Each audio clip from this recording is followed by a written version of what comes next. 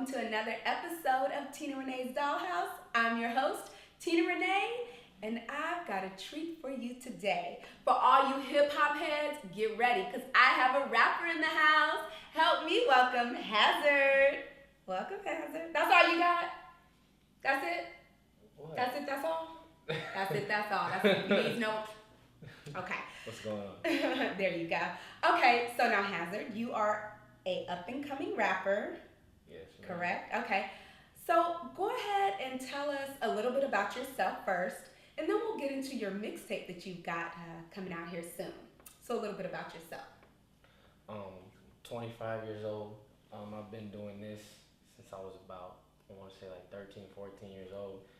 Freestyling, rap battles and stuff like that. We started out like at lunchtime in school, and I always loved music like since I was a kid, but like I knew I couldn't sing, and I knew I couldn't really dance. And when the first time I seen somebody rapping, I was like, I think I can do that, you know? So that's kind of it's been my thing since, like I said, since I was about 13, 14 years old. Growing up though, I was a rambunctious young man. Rambunctious. I had an anger problem, and I was constantly in trouble. And like I loved music, but I really didn't really appreciate it or take it seriously. It was just like what I really liked to do. I was always kind of messing around or messing up in school.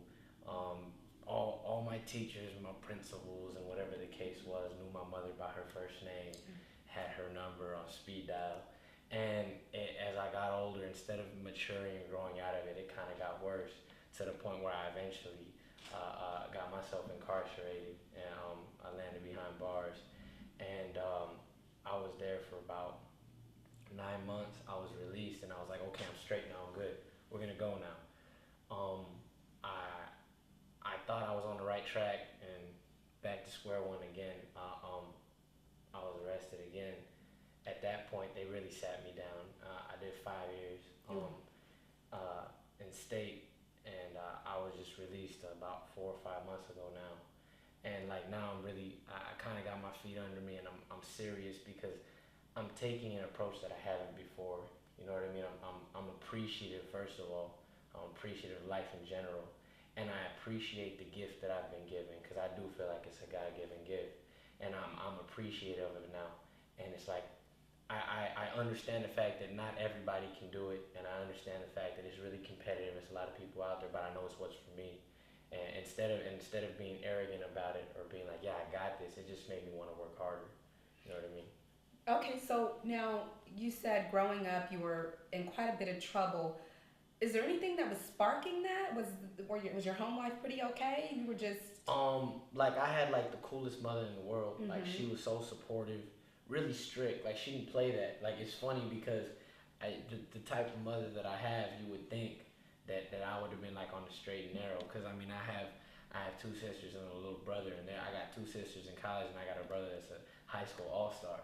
So it's like I was constantly rebelling. I mean, my father wasn't around, and I could blame it on that, I guess.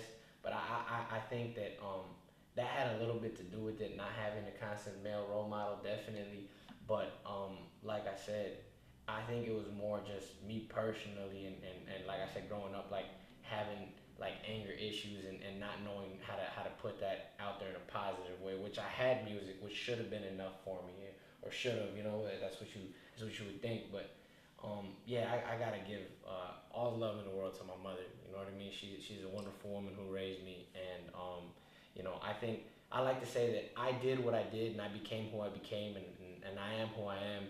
On the negative side of things, in spite of her, as opposed to because of her. You know what I mean? All the negativity in my life was in spite of everything she did for me, because all she did was love on me for 25 years of my life that I've been walking this earth. So it's like, I gotta say that every negative thing that I've ever done is in spite of her influence. Right. You know what I mean? Right. So yeah, things were difficult not having a male role model. Things were difficult. Not always seeing my mother, because she would work 12-hour shifts. She would work night shifts. I wouldn't see her for some nights, and I would go out and party and do my own thing, and she wasn't home for it. But it wasn't. That was never like I said. It was never anything that my mother did. It was more like I said. It was everything in spite of what she did for me. Okay. So now you're in high school, you're at lunch, and you're doing these freestyle battles. What made you, I guess, think, and I won't say think, but were you getting a lot of encouragement? Were you getting a lot of, ooh, you can rap, ooh, you're good? What made you think, well, hey, I can do this too? Were a lot of people telling you that you were good, you're out there battling with different people? What started to make you think that you were this individual that had the ability to rap well? Um, yeah, at first, it probably was just like a little bit of self-importance and arrogance, right? Okay. But it got to a point where, yeah, like I started noticing like the pats on the back or the compliments were genuine. It wasn't just my buddies that I hung around with, like, oh, that's cool, that sounds tight. You know what I mean? Like it was genuine compliments, and then it became a point where I realized like, besides like me being funny, like clowning on some dude, like besides that, it became a thing where it was like I was I was passionate about it. Like that made my whole week. Like if I could get one good battle in at lunch on Monday, I'm good till Friday. Like Skip getting a girl's number or Skip looking fresh at school, like all that other stuff like started going by the wayside. Like that stuff didn't matter anymore. I had played basketball from like 7th grade to like 10th grade, I think.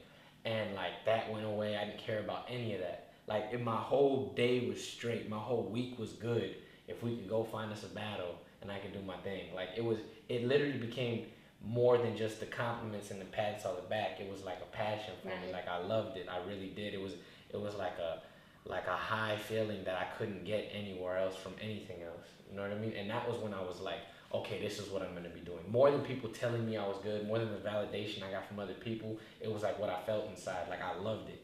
You know what I mean? Nothing else mattered at that point. There was a point in my life where nothing else mattered. Like from the time I woke up to the time I went to sleep. That's but right. that. Then that's a passion of Exactly. yours.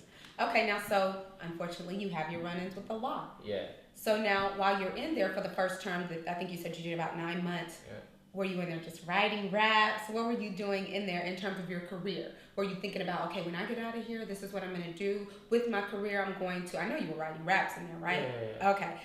So you were in there making some sort of a blueprint, a plan for when you got out in terms of what you were going to do with your career? See, the first time, not so much.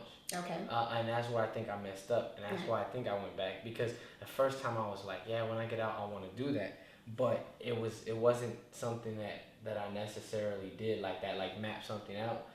I didn't do that. I sat back and I thought about it. I would think about stuff like that. You have nothing but time to think in there. But it was more like, to be honest with you, I was just hanging out with the homies day to day, like literally kicking it. I feel like I kind of wasted 9 months. You know what I mean? I did some push-ups and talked to some people that I hadn't seen in a while, and that was about it. You know? And I think that's part of the reason why when I got out the first time, I wasn't focused at all. You know, I thought I had an idea, like, okay, this is what I'm gonna do, but nothing was committed to paper. I had thought about a lot of things, but nothing was committed to paper, and I was sitting there like, I got out and I was kind of lost. Like everything was kind of moving, and I was trying to catch up, and it wasn't really working out. I had a little situation when I got out. I started writing for another artist. I was ghostwriting for an artist, and that was kind of cool, and it paid the bills for a little hot second. But when that situation kind of I wouldn't say it fell apart, but certain things in the situation happened that I was no longer able to write for the artist. I was kind of back to square one, and I was kind of sitting there like scratching idle my head. time, right? Yeah, exactly. And I was sitting there scratching my head, and I kid you not, 2.5 weeks after my situation ended with that artist, 2.5 weeks I was back in custody. 2.5 weeks later, I was back in custody. It was that idle time. You didn't have, you were doing, it would seem anyway, like you were, using your talent and your skill, and then whatever happened, you weren't able to write anymore, so you had a lot of idle time on your hands, and that's where I guess the trouble came into play. So let's fast forward. Now you are back in custody, and this time it's not a slap on the wrist. It's 5 years. Yeah. No halftime. 85. No 80. Okay. 85%. 85%. Which I ended up doing most of it anyways. Because you were getting in trouble in there. Things happen. Things happen. What I mean? Okay. Things happen. I'm not the type of person to be a knucklehead for no reason, but sometimes you gotta get busy. Okay. But this time though, like I noticed it was a lot different. I was more, I think because of the fact of how much time they gave me, I was sitting there like, automatically I did the math in my head, like I'm gonna be 24 years old when I get out. I'm gonna be 24. Like, okay, I started this at 18. I'm gonna be 24 years old. Hold on, and I had to sit back and think, like, okay, well, what am I gonna be doing at 24? Be a grown man. Yeah, I have a child, and I'm sitting there, looking like, what am I gonna do to better for my daughter? Right. And I'm sitting there just thinking, and literally the notepad came out, and besides writing raps, because I had done that before, it wasn't even raps that I was writing anymore. It was like outlines of, I have pages and pages of just outlines of like how I would want to approach things. You know what I mean? Yes. Like, and I still look at them. Like, I look at them at least like 2-3 times a week now. Like blueprints, yeah, right? Exactly what they are. And I just sit there looking at them, and I think that's what's kept me on the straight and narrow. Now, I did that literally for 2.5 years. I would pull the old stuff out that I had done maybe 2-3 months before, revise it if it was sloppy. If I felt like it was messy, I would rewrite it out. And it's just, I wrote those. Sometimes I would write the same outline like 3-4 times with a word change here, a word change there. But it got to the point where I almost know them verbatim now. Yes. I don't have to look at them. I can think. And it's to a point now where I did that so many times and so often, and I was so focused on that I got out and I was like, I knew that I wasn't just gonna hit the ground running. I knew that things might take a little time and I had to have patience. But at the same time, anytime that an opportunity has come my way, I've been ready for it. You know what I mean? I've been ready for it. Whether or not I've had the rhyme written for it, whether or not I've had the song ready for it, that's nothing. I can write the song quickly. My thing has just been, okay, I know how this situation or that situation can plug into what I plan on doing, what my outline is, what my blueprint is. And so it's like now it's a level of focus that I have, and I'm so thankful for it. Yes. I'm grateful for it, that it's a level of focus I have now that nothing's really going to deter me from that. Good. You know what I mean? I love to hear that. Now, you've been out for 4 months. Great. How soon after you got out that you start working on your mixtape? Or were you working on it in there? I kind of came up with like a series of tapes that I wanted to do. And I was back and forth on it, on what I was going to do for my first mixtape. When I came home, it wasn't even so much getting right to work on what I have coming out now. Actually, it was more like a couple of buddies of mine that do music with me, a production duo. They're called the Trackatex. Shout out to the Trackatex, by the way. My boy Drio and my boy Got Beats. I appreciate both of them. As soon as I came home, I had beats in my hand. Look, whatever you want to do with them, here you go. I got a couple of other producers that they work with. My buddy Z Malone and Dusik. They both slid me a lot of tracks as well, and it was just, they literally just gave me like 30-40 beats. Now, were these people that you knew prior to? Z Malone and Dusik, no, I met them just recently. Okay. The Trackatex I've known since 2004. Okay. And they've kind of been with me ups and downs, and we've released music prior, you know what I mean? We've done things since my senior year of high school, but they've kind of seen the difference in me since I've been home. They've seen, the level of seriousness that I'm at. And they literally gave me like 30-40 beats, and they were like, just write.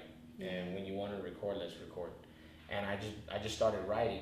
And the mixtape that I'm working on now actually came about like while I was sitting and just kind of going through all of the beats and selecting different things and kind of sounds that I wanted, topics that I was going to be addressing, and it's kind of getting to the point now where it looks like I've got a title for the tape. It looks like I've got a direction that I want to kind of go in. And like I said, these were things that are a lot easier because of all the blueprints that I kind of laid out for myself. Yes. It kind of the whole concept for the mixtape kind of came to me a lot easier, which I don't think would have happened had I not sat down and done that groundwork. And it's a lot of people who don't do. I mean, they're not incarcerated, and they don't even come up with a plan. There's no plan of action. So I really commend you for doing that. Being in there this time, and coming up with some sort of a plan, a blueprint that you're going to execute once you get out and actually going through with it. So very good to that. Now let's talk about the mixtape. It's called Gangster with a backpack. And Yeah. that calls for explanation. So, gangster with a backpack, what's that all about? Well, is if strictly taken from a musical standpoint, um, historically speaking, like in the hip hop community, you've had like harder content, right? Like started with like Ice T and NWA, right? Like the West Coast gangster rap Mm-hmm. influence, right? Yeah. And it moved, I guess you say migrated, that style migrated to the East Coast with a lot of the rappers out of Harlem and stuff like that, where that was like the new gangster music. But that's been consistent in rap for, 25, 26, 27 years.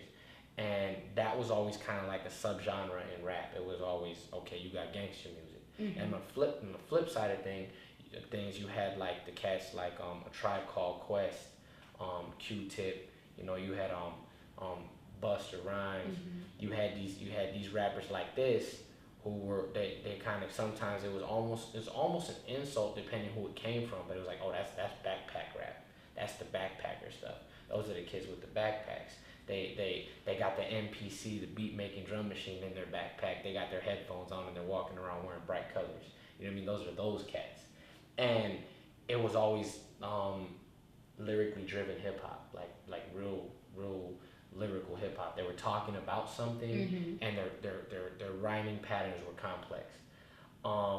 And those are like also not only the rappers, but like the fans of that music. They're considered backpackers, right? Okay. They walk around and they have that certain kind of swag to them, to use a new word to it. Okay. Well, growing up for me, it was like I was kind of like in this world. I was around um, those real street cats, like those dudes who did that thing, and they would tell me like, you don't want any part of it, but I was like, no, I see the money you're making.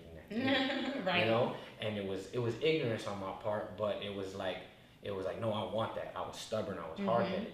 But when I looked at my musical influences, like I love the West Coast gangster rap, G funk stuff, but I also really liked, on the flip side of things, I really loved like really lyrical underground hip hop. And like battle rapping, you couldn't come out and really spit a gangster rap in a battle.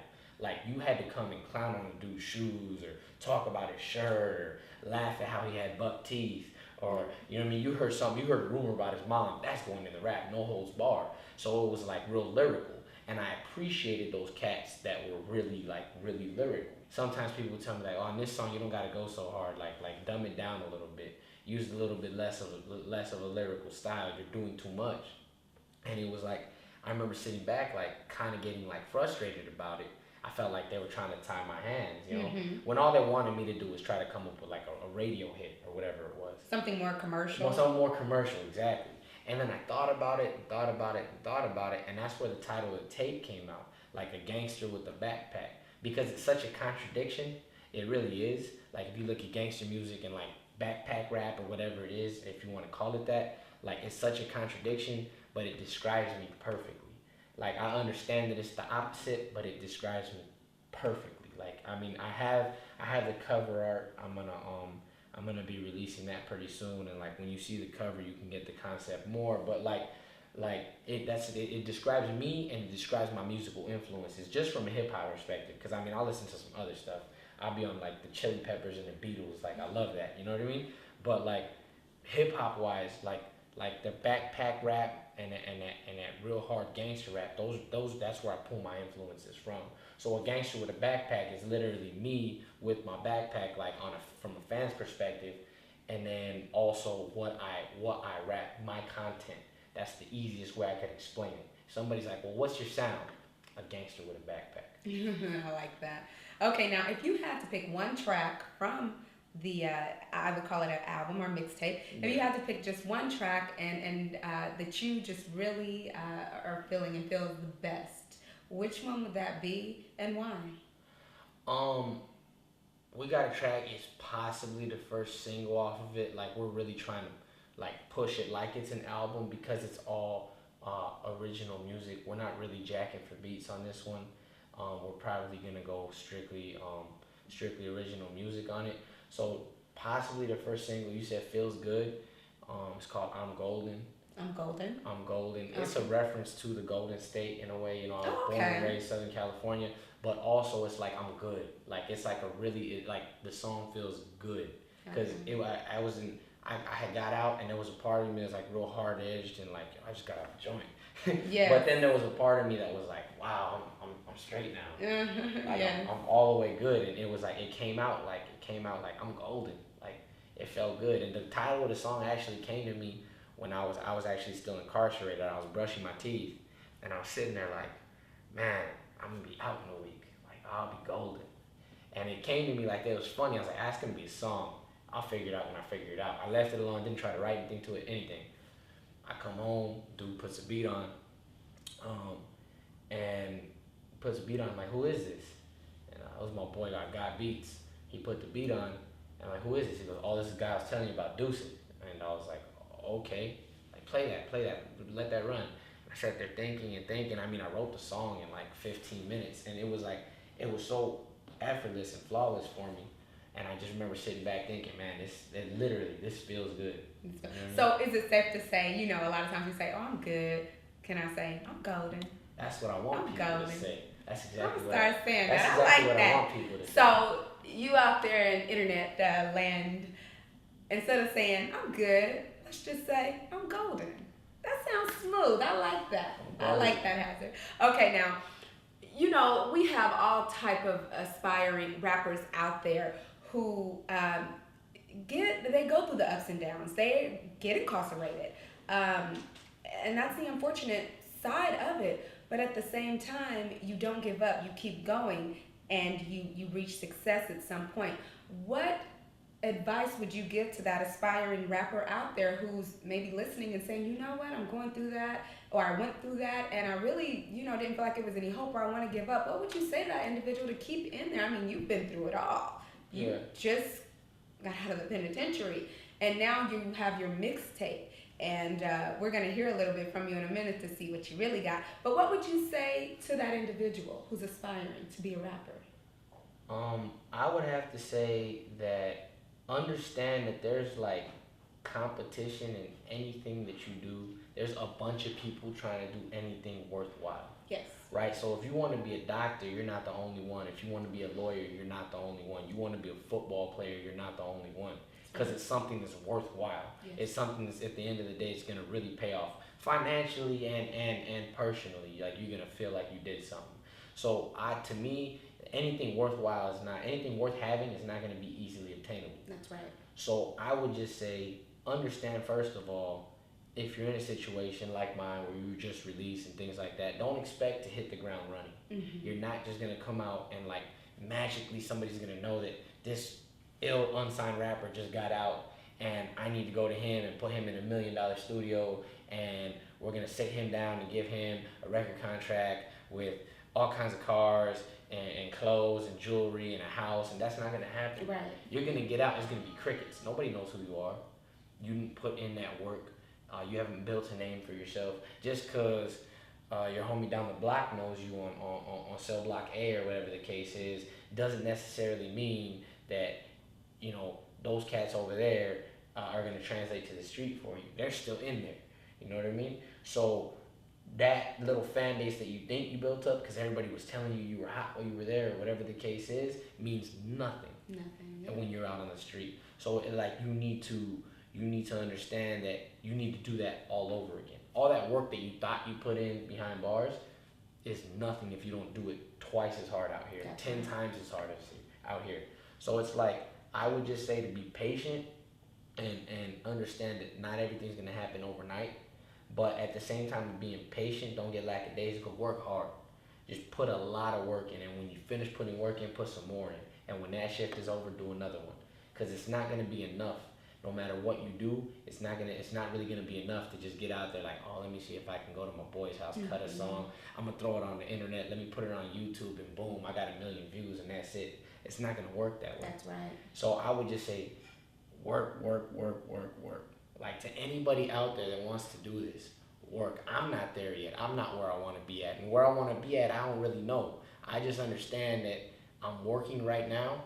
And I'm not going to stop because it's what I love to do. Like, if it's what you love to do, just keep working at it. That's all I can tell you. I mean, I don't have the exact answer. I'm not Russell Simmons. I'm not Diddy. I haven't done this for many years. I'm not some kind of mogul. I'm just hungry. And understand that there's like another cat out there just like me that's hungry. So if you think you're gonna do something, you better be as hungry, if not hungrier than me. You know what I mean? And I'm starving. I mean, my ribs are showing. I love it. You need to understand that if you're out there trying to do it, grind. And when you finish grinding, grind some more. That's all I can say. I love your passion. I see it all in you. I love your passion, your ambition, just optimistic. I feel it. I feel your energy, and that's really, really good. We'd like to stay in contact with you. We want to know, do you have like a Facebook page, a Twitter? How can we stay in tune and up to date on Gangster with a Backpack? Oh, definitely. Okay. Follow me on Twitter at I'm a Hazerd. IMAHAZERD. I got a YouTube channel up, Hazerd TV. It's spelled a little different. HAZ3RDTV. YouTube.com/HazerdTV. I would say please follow me. I'm trying to get this whole social media game up, and it's funny because I went away and it wasn't really popping like that. I had heard of MySpace and that was about it. You know what I mean? Yeah. And that's by the wayside. So it's like nobody's doing MySpace anymore. So if you have a MySpace, so I don't know, but I'm just saying. Yeah, that has been a whole different experience for me. Yeah. Follow me on Twitter. Check the YouTube channel out. I got a few videos up. I just threw another one up because we did a little performance. So check that out. That'd be the easiest way to get any up-to-date information. I'm going to try to put a trailer out for I'm going to put a trailer out for the mixtape. I'm thinking like the trailer's going to come out on Halloween. Okay. I'll drop the trailer on Halloween. And yes, you can stay up to date with me. The easiest way would be on YouTube and Twitter at I'm a Hazerd, and for Twitter, and Hazerd TV on YouTube. That would be the easiest way to keep in touch with me. Okay. Now, before we let you go, you guys always know when we have our entertainers in the house, I like for them to show us what they've got. So, although we're going to be showing you his performance as well, I like for him to spit some bars for us, just a little bit. Can we have a little sample, Hazerd? Oh yeah, just for sure. Okay, so I'm going to give way. Go ahead and just do your thing. Okay. Just a little freestyle something. Okay. It's like I'm back, but I never shook. I just took a break, flipped my whole style, up my lyrics on some better hooks. I'm tired of them coke rappers that ain't never cook, or them black raggers that be flagging when they never took a thing in the life with the gat in their hands. This my life, I rip a track in a minute, fam. If we beefing, you strapping up the semis, man. I have a troop jumping out of black minivan. I'm at the crib with an airtight alibi. Reason why my PO won't let me tell a lie. Plus any case I catch is gonna get televised. And I ain't going back to jail, man. I'm hella fly. That's why I'm laying in the cut with a couple mommies, a ghetto chick, a Puerto Rican, and a couple blindies. They heard my rap sheet, that's the reason why they on me. Said I was about it and they all wanna be my Bonnie. Woo! I love it. That was really great, Hazerd. We're definitely gonna stay up to speed with you and what you're doing, and we're gonna have you back on in a few months here to see where you're at. Oh yeah, definitely. Come back to the dollhouse? Oh, that definitely. Yeah, okay. Anytime you love to have me, I'd love to be here. Okay, great. It was an absolute pleasure in the dollhouse today. You know I'm always upbeat and it's always fun. We have entertainers in the house. So we're gonna go ahead and close out the show with a performance by Hazerd, and don't forget to check us out on ivchannel.tv. See you next week. I live on my own terms. I was born to sleep. Doctor spanked me 5 times before I started to weep. I was broken hearted for weeks, being born in a cruel world where pimps beat women into black and blue girls. A black and blue swirl of bruises turned to contusions. A mass due to ignorance, rioting and confusion. Despite it, I turned to music, invented on sheets of paper. There was a chick named Mary Jane who requested for me to date her. Infested with germs from neighbors that weren't medically soothable. I found myself cold-hearted, stoic, and unmovable. Imploding and irrecoupable until I hit the stage. Then I exploded and undoable, became extinct in my rage. If I could think like my age, or better yet acted, cause I got more on my mind than the waters of Lake Placid. I'm hotter than waste acid, or colder than a waste basket. And yet without music, I'm colder than used caskets.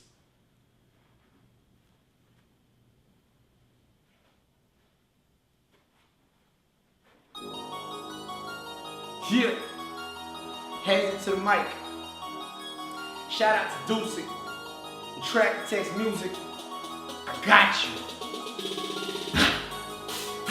Let's get it cracking like, you know we got them like, cause we some heavyweights, and boy we elevated. Let's get it cracking like, you know we got them like, cause we some heavyweights, we some heavyweights. Sound of bell, you know I'm coming out duking. You other rappers screw like them boys out of Houston. Dummy flow, yeah, the kid getting stupid. Heavy in the club till I stumble out puking. Haters chirp, but my style what they boasting. You know I'm the shit, you should get with the movement. A battle rapper trick, don't make me prove it. One hitter quitters on a mic, Lennox Lewis. You know I do this, and if you try to underrate it, I still rise to the top cause I'm elevated. Spit fire off the top, man, I gotta make it. Got these wives on my jack, so I'm hella hated. Let's get it cracking like, you know we got them like, cause we some heavyweights, and boy we elevated. Let's get it cracking like, you know we got them like, cause we some heavyweights, cause we some heavyweights. Round two and I'm swinging for the fences. Your skull like a logo on the Mercedes Benzes. I split wigs, got you tricks all offended, and I don't start but I sure as heck ended. No charges pending, parole ain't tripping. Back out on these streets, I'm a murder competition. Call it a rap, you ain't get shot and you missed it. This ain't round one, but you're all sunny listing. Throw in the towel, yeah, you better off quitting than landing on your own one day when your chick went. I got him choosing like the boy steady pimping. So when I stroll through, I grab my and I'm limping. Let's get it cracking like, you know we got them like, cause we some heavyweights, and boy we elevated. Let's get it cracking like, you know we got them like, cause we some heavyweights, cause we some heavyweights. Final round, but I'm just getting started, and I ain't gonna stop till I'm regarded as the hardest. This the knockout career's getting carded. Off in the stretcher, now they part of the departed. My flow wrong while you still getting carded. Marathon style, boy, I'm taking it the farthest. So get your wind up, I'm running till my ankles break. Then I'll possum like it in and get my ankles taped. There's no quit in this body, voice Gracie. Never gonna happen, that's a nun having babies. I stay hungry and I'm eating straight cash, so I'm never gonna tap like I pulled the cake tab.